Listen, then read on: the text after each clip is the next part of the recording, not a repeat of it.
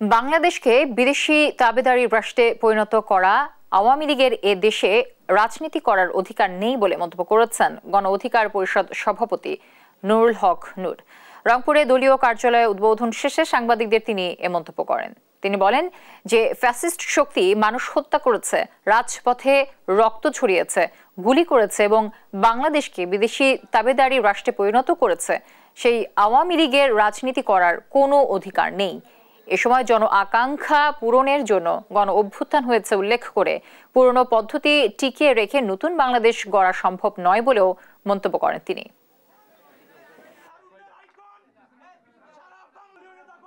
Fascist শক্তির বিরুদ্ধে আমরা লড়াই করেছি, যারা এতগুলো মানুষকে হত্যা করেছে, রাজপথে রক্ত ঝরিয়েছে, গুলি করিয়ে মেরেছে এবং বাংলাদেশকে স্বাধীন সার্বভৌম রাষ্ট্রকে একটা বিদেশি তাবেদার রাষ্ট্রে পরিণত করেছে।